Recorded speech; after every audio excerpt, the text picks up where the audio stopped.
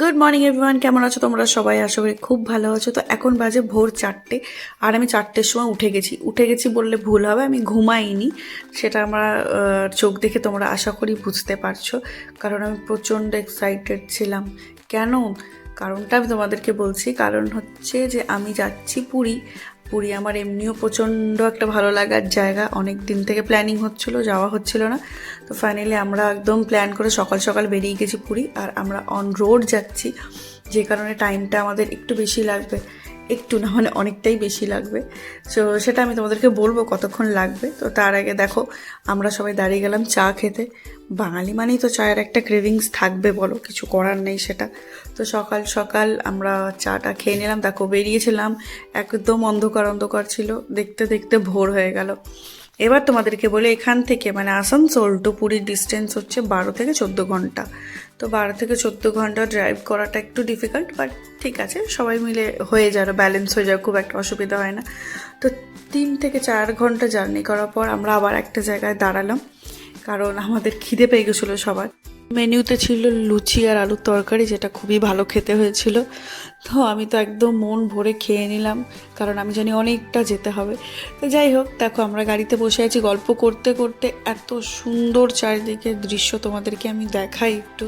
এত সুন্দর দৃশ্য দেখতে দেখতে কখন পৌঁছে গেলাম, 14 ঘন্টার জার্নি, মানে ভাবতেই পারলাম না। আর সেই তো হোটেলে না গিয়ে সবার আগে আমি নেমে গেলাম হচ্ছে বিচে, মানে সমুদ্রে না নামলে তো মনে হয় যে পুরী আসাটাই বেকার। তো আমরা সবাই মিলে চলে গেলাম সমুদ্রে, এবং এতটা আনন্দ লাগছিল, এতটা ফ্রেশ লাগছিল। যারা এখনও পুরী যাওনি, আমি তো তাদের জন্য বলবো, প্লিজ তোমরা অবশ্যই একবার পুরী ভিজিট করো। এতটা সুন্দর একটা জায়গা এবং এত সমুদ্র, তুমি দেখো, মানে আমি জাস্ট পাগল হয়ে গেছি, এত ভালো লাগছে। আর তোমরা আমার এক্সাইটমেন্ট দেখিয়ে বুঝতে পারছো যে মানে আমি কতটা খুশি হয়েছি।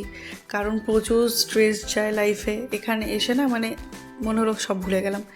সামনের দৃশ্যটা একটু তোমাদেরকে দেখাই, দেখো, জাস্ট দেখো কত সুন্দর, মানে কতটা সুন্দর হতে পারে। পুরো নীল জল একদম, মানে তোমার মনে হবে লাইক এখান থেকে আর বাড়ি যাব না। তো এরকম করতে করতে হোটেলে যাওয়ারও টাইম হয়ে গেছে, কারণ আমরা প্রচুর সকালে বেরিয়েছি আর প্রচুর টায়ার্ড। তো যেতে যেতে দিদি পেয়ে গেল একটা ছোট্ট কাঁকড়া, মানে এগুলো তোমরা দেখবে দীঘাতেও পাওয়া যায়, এরকম ছোটো ছোটোগুলো ধরা যায় না। যাই হোক, দিদি খুব মানে ট্যালেন্ট আছে দিদির মধ্যে, দিদি ধরে নিয়ে যায় কাঁকড়াটা। তো চলো আমরা চলে এসেছি এবার রুমের মধ্যে। রুমটা তোমাদেরকে ঘুরিয়ে দিই, খুবই সুন্দর একটা রুম পেয়েছি, এবং রুমটা একদম সি বিচের উল্টো দিকের রুম। মানে যে হোটেলটা ছিল একদম সি বিচের উল্টো দিকে, আর কি ভালো, মানে প্রচণ্ড ভালো, সব কিছু খুবই সুন্দর। তো এবার বিছানায় পড়ার পর তো আর মনে হচ্ছে না যে মানে চোখ খুলে রাখতে পারছি, এতটাই টায়ার্ড আমরা সবাই।